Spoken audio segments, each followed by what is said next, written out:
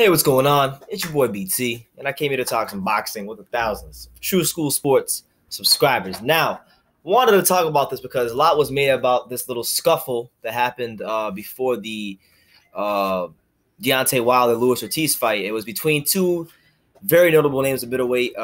Daniel Jacobs pulled up on Jermall Charlo. I said not Jermall. He pulled up on Jermall Charlo, and he pretty much said, "What's up? Like, I heard you talking. What's up?"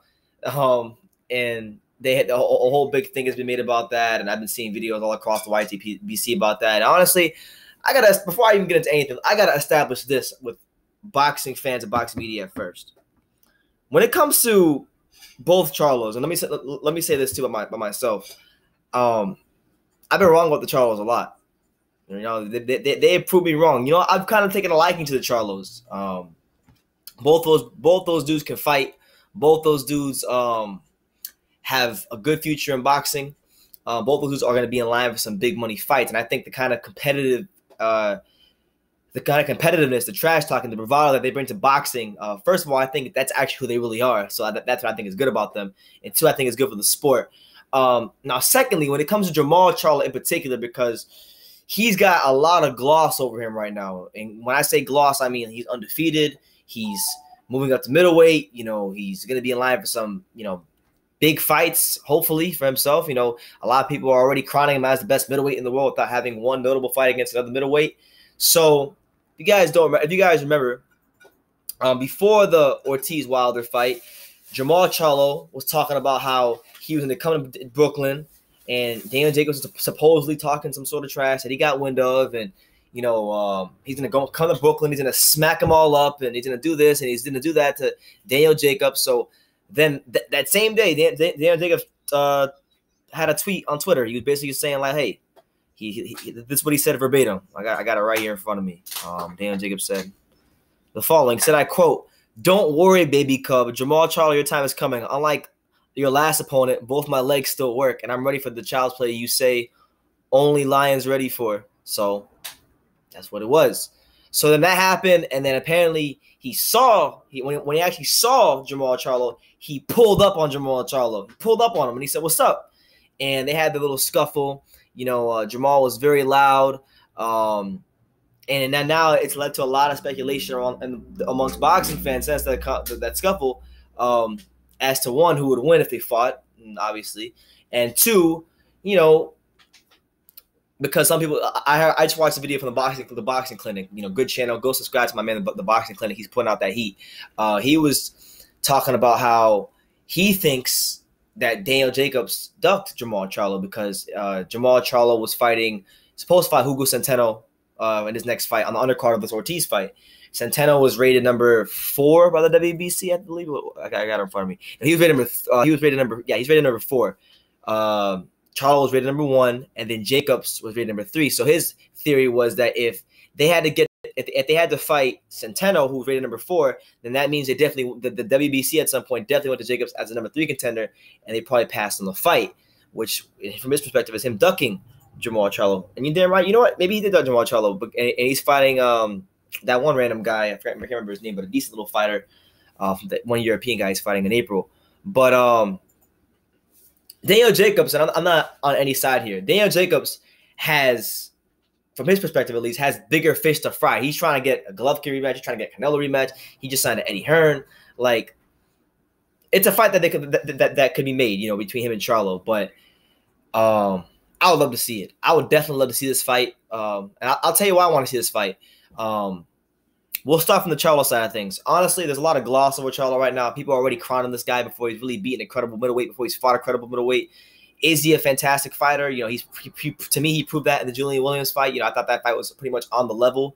Williams was beginning to pick up momentum as the fight wore on. He was beginning to outbox him. He was slipping shots real well, and then Charlo caught him on a real nice counter uppercut and knocked him out. So I want to see this fight with Daniel Jacobs because I want to see if Jermall Charlo is a front runner or not.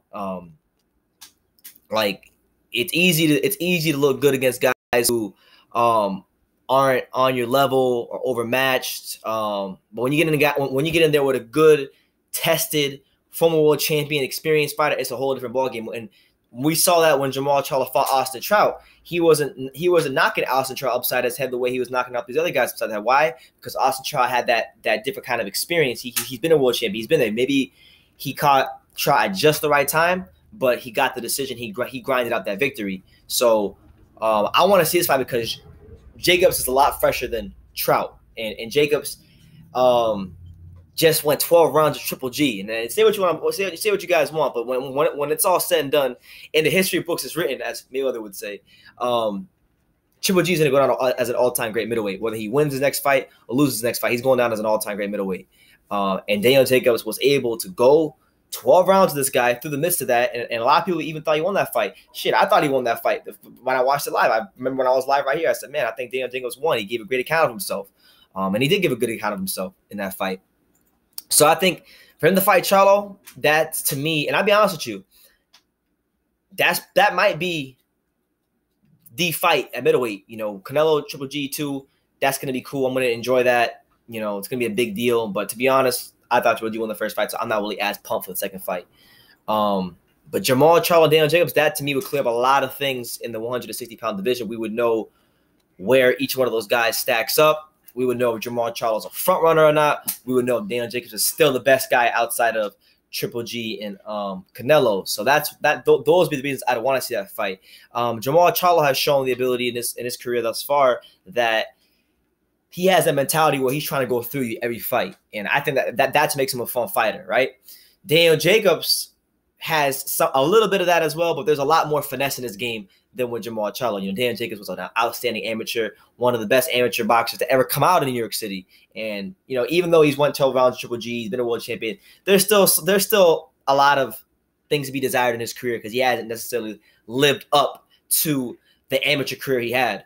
So we'll see. I think this is a fight for Jacobs. If you're looking for, like, I don't even want to call it a legacy fight because I don't know. I don't want to call it that, but it could be it could be one of those kind of career-defining fights if he fought Jermall Charlo. And you know what's funny is it's not an unmakeable fight now because a lot of you guys are saying, well, Daniel Jacobs is with Eddie Hearn, and he is with Eddie Hearn. But guess what? While being with Eddie Hearn, he's still technically advised by Al Heyman. So, and plus, Eddie Hearn has also shown that if the fighter, especially with Eddie Hearn, if the fighter he's promoting wants a fight bad enough, even if it's against Eddie Hearn's best advice, he will go ahead and make the fight. Perfect example, my main man Kell Brook. Eddie Hearn said, "Hey, Kell, I don't want you to go down from 160 to 147. That's too sharp of a weight cut. You know, I think we should just go to 154 straight away, and let's explore that." But Kell Brook was like, "Nah, man, I won the IBF title. You know, I worked hard for this title. I beat Sean Porter to get this title in America. Let me defend my damn title, and let me fight this guy Errol Spence." And unfortunately, he came up short. So Eddie Hearn has shown the ability to go against his fighter's best wishes. And my thing is this. Charlo was supposed to fight Centeno. He don't got an opponent right now. Jacobs is slated to fight on April, 28th on HBO. I'm thinking, you know, because you know for a fact that Gennady Golovkin, well, Canelo, you don't know what Gennady Golovkin or Canelo are going to do next after this fight. You know, if Gennady Golovkin winds up winning, it could set up a third fight. Or if it's a draw or whatever, if it's a controversial fight and Canelo winds up winning, or Canelo just winds up winning fair and square, you know, who knows what happens, but you can't count on one of those guys to get you a big fight. You can't waste your career waiting on those guys. You can't be like an Amir Khan and wait for a big fight to happen. You got to stay active and be proactive with your career while you're waiting for those big fights to happen. And you got to put yourself in a position to demand those big fights and ultimately get those big fights. So for Charlo, Jermall, that is, you gotta definitely find an opponent for your next fight. I think they found one. I think he's fighting. I think he might be. I don't know if he's fighting Centeno anymore. Oh no, he is fighting Centeno. He's fighting Centeno on April 21st. So they rescheduled that. He's fighting April 21st. So that actually makes more sense because the timeline of both their fights line up.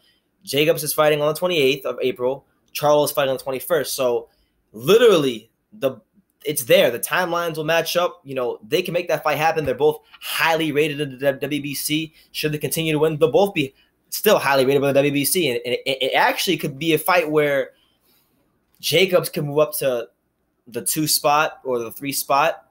Or he's in the 3 spot. He can move up to the 2 spot. Charlo will maintain his number 1 spot. And it might actually be kind of like a mandatory fight. So it might actually line up to where the fight gets mandated anyway. And I think it's a fight boxing fans should clamor for it. I'm clamoring for it. I like the style matchup. I like the fact that Jermall Charlo has the bravado and the confidence of a young undefeated boxer puncher, and he thinks nobody could beat him right now. A lot of boxing pundits and experts don't think a lot of guys could beat Jermall Charlo. I mean, shout out to my main man Sean Tatel. He thinks the world of Jermall Charlo. He thinks that Jermall Charlo beat all these guys, and I think Jermall Charlo would match up really well with Gennady Golovkin and Canelo. But I'm not gonna go as far as saying he could beat those guys because of the simple fact that he hasn't fought an experienced middleweight yet. How are we gonna know? How are we gonna know what he's like in the ring against a top level middleweight when we can go back to his last weight class? He fought an Austin Trout that many people believed was, a little bit past it. And Austin Trout gave more than a fantastic account of himself when he fought Jermall Charlo. So make this damn fight happen. I don't think Daniel Jacobs is ducking this guy because a lot of times too, and I could, it's funny. I talk trash about Jacobs, but he earned my respect, man. I came on this channel, I came on when I used to work at my job as a pizza man. I came here with flour all over my shirt and probably on my nose too. And I came here after a long day of work, a little bit frustrated. And I was like, man, Daniel Jacobs has no chance against Triple G. And he went in that ring against Triple G, and he was able to go the 12 rounds with him. He was able to give him some good, solid rounds and win those rounds. And his stock went up. And you can't put a price on that kind of experience. And I want to see him fight Charlo because we don't know. We know that Charlo is a dangerous fighter, but we don't really know like who is the guy behind that bravado? What's the character of Jermall Charlo? You see what I'm saying? So that's what this fight will reveal to me. And I think as far as from an excitement standpoint, style matchup standpoint, what it would mean to the landscape of the middleweight division, to me, outside of the behemoth of a fight that's Canelo Triple G, it's the best fight to be made. So why not make it? The timelines line up. There's not too much promotional issues because they're both with Al Heyman. So make the fight happen. The only thing that might stop this fight from happening is the fighters either ducking each other, one guy ducking the other, or if HBO figures, hey, we don't want to put Jacobs in there with what's his name, Charlo, because we've invested a lot of money. I don't know. That those things could happen, but make the damn fights happen. Make it happen. So let me know what you guys think in the comments down below. Jermall Charlo, Daniel Jacobs. Daniel Jacobs pulled up on Jermall Charlo after Jermall Charlo talked all that trash, and he let him know, hey, I'm a gentleman, but don't get it twisted. And I like that from Jacobs. He's letting people know that, hey, I'm respectful, but don't cross this line. So I respect it. I like how he goes about his business. I like how Charlo is hungry to call the best and wants to fight the best, but he's in that really tough stage of his career where he just doesn't have the name yet. He doesn't have the following. He's very, very high risk, not much reward. But in the case of Daniel Jacobs, he's very high reward because a fight with Jermall Charlo a win against Jermall Charlo is the best. It is the best path to a rematch Triple G because Charlo holds the #1 WBC mandatory position. So make the fight happen. HBO, Eddie Hearn, Al Heyman, all you guys. So leave your comments down below. Take the time to subscribe, and you can love me or you can hate me. But I'm just kidding from Daniel. So until next time, take care, guys.